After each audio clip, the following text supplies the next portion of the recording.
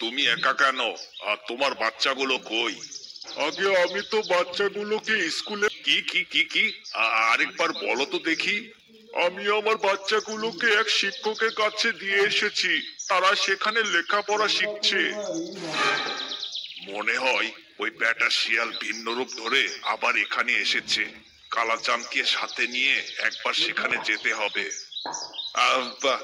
বলছিলাম কি, তোমার বাচ্চারা কোথায় পড়াশোনা করছে তা আমাকে যদি একটু নিয়ে যেতে তাহলে খুব ভালো হতো, একটু দেখতাম আর কি। ঠিক আছে, কাল সকালবেলা তাহলে আমরা যাবনি। ও মা, কি বলো তুমি? সেই পাজি শিয়ালটা আবার এসেছে কুমির ছানা ধরতে। মরে যাই মরে যাই। সবই তো শুনলাম, এবার কালাচাঁদকে নিয়ে দেখে আসি ব্যাপারটা। আচ্ছা যাও, তবে একটু ভালো করে নজর দিয়ে দেখবা ওইটা আসলে শিয়াল কিনা।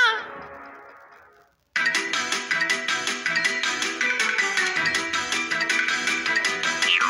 Zero. Zero. Zero. Zero.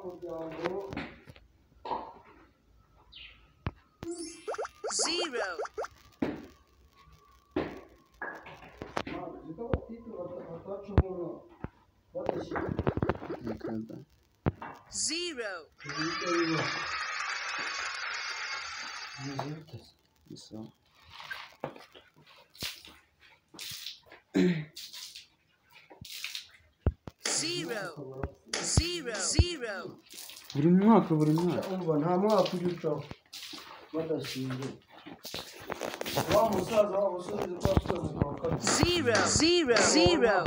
Zero. Zero. Zero. Zero. Zero. Zero. Zero. Zero.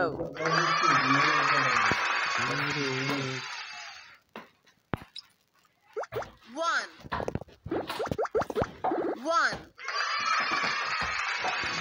One. bahora bamufata One. One. One. One. One. One.